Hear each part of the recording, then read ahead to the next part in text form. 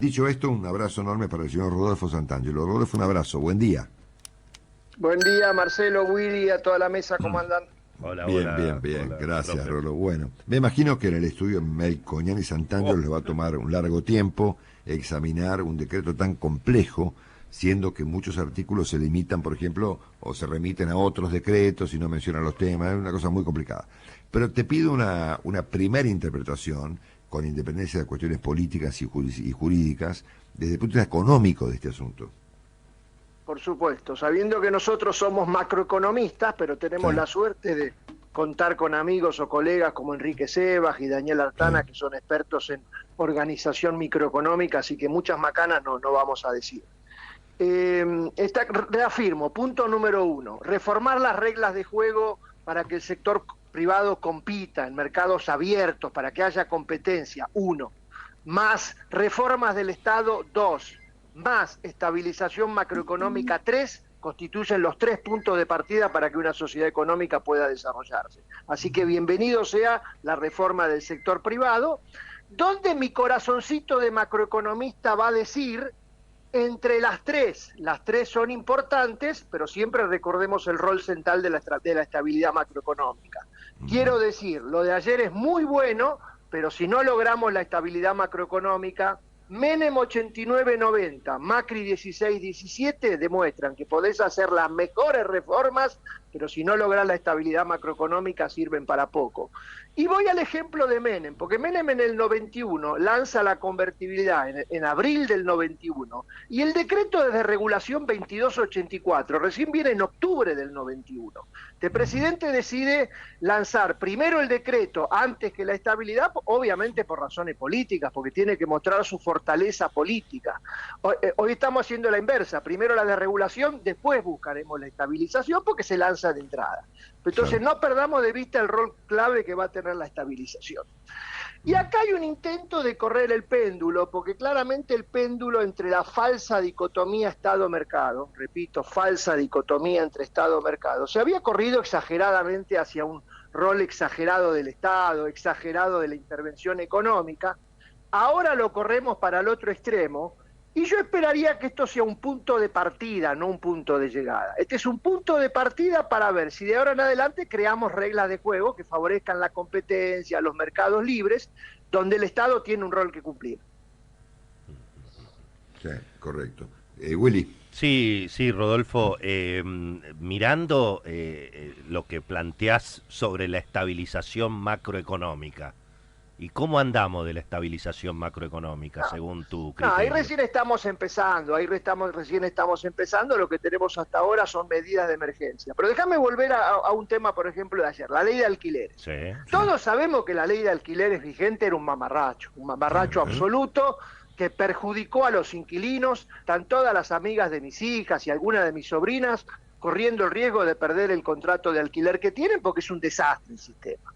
¿Cuál es el problema? ¿La ley o la inflación? la inflación. Y claro. probablemente con 200% de inflación no hay ley de alquileres que funcione.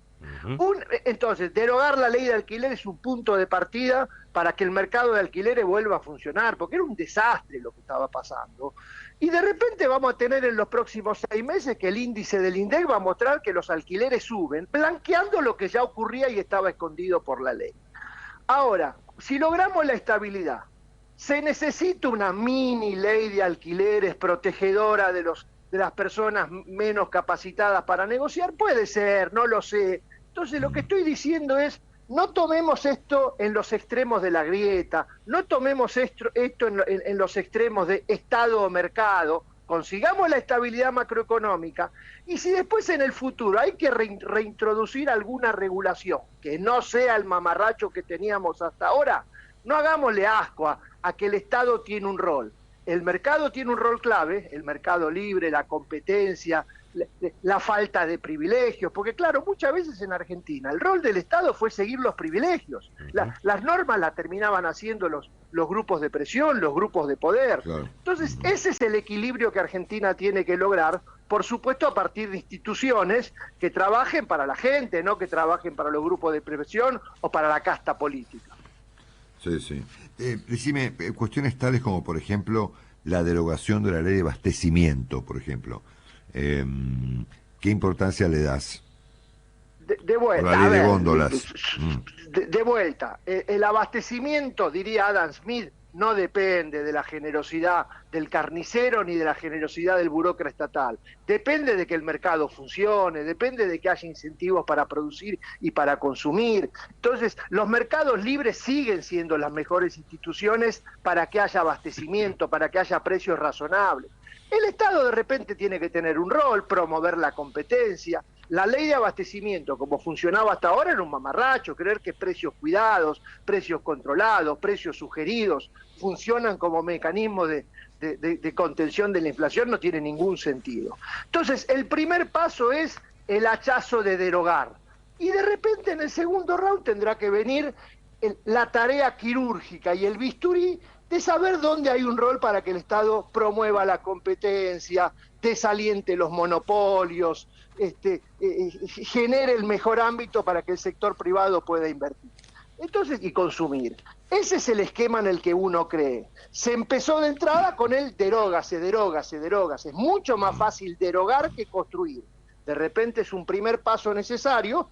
Por supuesto que habrá que ver la juridicidad de todo esto, tienen que opinar el Congreso, tendrá que opinar la justicia, los expertos en derecho administrativo, que esto sea punto de partida y no punto de llegada. Rodolfo, volviendo a la estabilidad macroeconómica, ¿crees que se agrandó el Banco Central? Esto que ha salido el Banco Central a bajar la tasa de interés, ¿puede esto generar eventualmente alguna presión sobre la inflación, el tipo de cambio? ¿Cómo lo ves? No, creo que esto es simplemente una cuestión instrumental donde se están creando las condiciones para que los bancos, en vez de tener LELIQ, que es un pasivo del Banco Central, y para eso se baja la tasa de interés, tengan LEDES, que es una letra del Tesoro. Ya estamos cambiando el pasivo del Estado, del Banco Central al Estado. Claro, correcto. A la tesorería.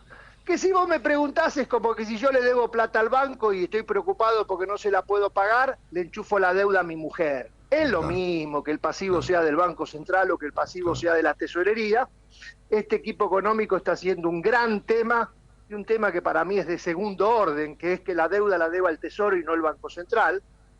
Pero bueno, es parte de... La tasa de interés va a ser negativa durante diciembre, enero, febrero, no porque el Banco Central se agrandó y bajó la tasa de interés, sino porque el aumento inflacionario es licuador de los activos monetarios en pesos. Entonces, le presto una atención secundaria a este tema, por supuesto, en tanto y en cuanto se respeten los equilibrios básicos, y el partido se va a jugar en la política fiscal, en el mercado cambiario, en el diseño de las reglas de juego, en el empalme, en las cosas fundamentales, donde tener LELIQ o tener LEDES para mí es prácticamente lo mismo. Correcto. Volviendo al decreto, y por supuesto entendiendo que por ahí el alcance de esto aún no lo conocemos, hay un punto de los que mencionó anoche el presidente, porque hay muchos que no mencionó, y me refiero al punto número 6, cuando plantea la derogación de la ley de promoción industrial, ¿no es cierto? Habrá que ver si el alcance de esto, por ejemplo, no sé, Tierra del Fuego o San Luis, no sé, o tantas provincias que tienen estos regímenes. ¿Qué importancia le das a esto? No, a ver, punto número 1, mencionás el caso de Tierra del Fuego. Este decreto no alcanza los temas tributarios. Tierra del Fuego es un lugar donde se promueven a la región tributariamente, a través de exenciones tributarias, y obviamente un presidente no está facultado por decreto para actuar en temas tributarios. Entonces todo lo que es tributario está fuera de todo esto y se verá si viene por camino legislativo o no. Creo que ya los casos más extremos y más costosos y más ineficientes de promoción industrial que había en el pasado están prácticamente languideciendo. Con lo cual me parece, lo tendría que consultar de nuevo con Daniel, es un tema hoy de segundo orden, porque no quedan grandes temas de promoción industrial que alteren reglas de juego. Puede haber en la micro sí casos puntuales. Además, perdón, Marcelo, además es un enunciado al decir se deroga la promoción industrial, cada promoción industrial en cada provincia, en cada región, tiene una ley en algunos casos, ¿no? Claro. Habría que poner específicamente, se deroga la ley tal, se deroga la ley, ¿no? Me parece más un No, enunciado. y de repente también puede ser un tema donde de ahora en adelante no se generan Claro, nuevos esquemas claro, de incentivo de promoción industrial. tal cual. Repito, donde cuando la promoción industrial o promoción de la comercial o promoción sectorial tiene que ver con cuestiones tributarias de Exacto. exenciones o beneficios, ahí el DNU no corre. Sí. Bueno, te vuelvo finalmente, Rodolfo, a un tema muy de fondo, más parecido a lo que planteaba Willy en materia de estabilidad, que vos planteaste como una condición previa, Claro. que tiene que ver con la estabilidad macroeconómica. Hay un trabajo hoy muy fuerte, porque además hay muchos nombres, es un lío este artículo, un artículo muy importante, de Carlos Pañi, que está publicado en la tapa de la Nación, que arranca contando que cuando llega el kirchnerismo al gobierno, el gasto público representaba el 22% del Producto Bruto, y 22, y que los Kirchner lo llevan al 42, ¿no? O sea, lo duplicaron, ¿sí? 20 puntos de producto. Con Macri bajó al 36, 39, cierra Alberto Fernández, y acá hay jubilaciones, subsidios, que representan gran parte de este aumento. ¿Encontrás en este punto, como Carlos Pañi y como yo, la clave de la cuestión de estabilidad económica futura? Sí. Sabiendo que tampoco nos vayamos al extremo de creer que el único problema que tiene Argentina es el gasto público y el déficit fiscal, la respuesta es contundentemente sí. Carlos lo habrá hablado 20 veces con vos, tema de la duplicación del gasto público. Donde te diría, hagamos la primera separación, casi miti es nación-provincias, con lo cual Argentina siendo un país federal, el presidente Milei o quien está a cargo tiene jurisdicción sobre la mitad del gasto público, la otra mitad son las provincias y los municipios. Dentro del gobierno nacional, lo que se redujo durante la gestión Macri y durante la gestión post-pandemia, ¿sabe quién hizo la tarea sucia? La maldita bendita inflación, porque acá no es que hubo reducciones de gasto y reformas del Estado. Vino la topadora inflación y redujo el valor real del gasto público, ejemplo en el sistema jubilatorio, ejemplo en los salarios del sector público.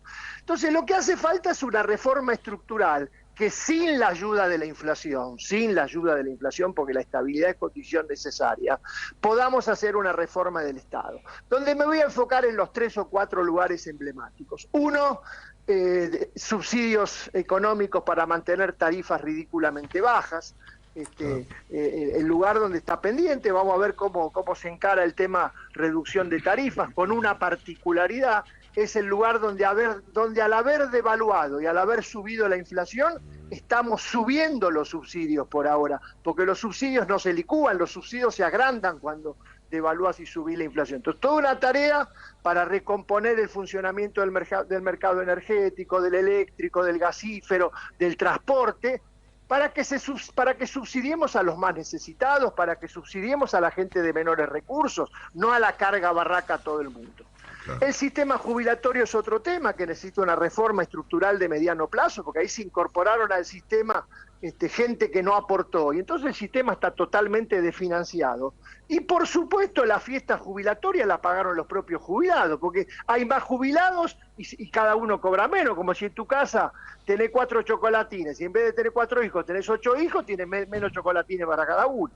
Claro. La reforma administrativa del sector público, en términos de empleo, donde ahí el problema es mucho más provincias y municipios, las distorsiones y los problemas que hay en la inversión pública. Entonces hay como 4 o 5 lugares emblemáticos donde ir a trabajar, donde el gasto político, la casta, el déficit de las empresas públicas, es muy importante que se actúe como señal a la sociedad de que se van a acabar los curros, pero no está el partido macroeconómico ahí. Eso es mucho más complementario y señal política que garbanzos a la hora de contar. Entonces, todo esto tiene que ser entendido como un punto de partida. La tarea recién empieza para ver si Argentina logra ese trípode: estabilidad macroeconómica, reglas de juego para el sector privado, reformas del Estado. Recién empieza, lo de anoche es un buen paso. De repente faltan cosas, de repente sobran algunas cosas, de repente habrá que mejorar algún funcionamiento. Es un buen primer paso, pero esto recién empieza. Ok, un abrazo muy grande, querido Rodolfo. Estamos Muchas en gracias contacto. por el Gracias por llamado, este abrazo. comentario. Saludos, Chao. gracias.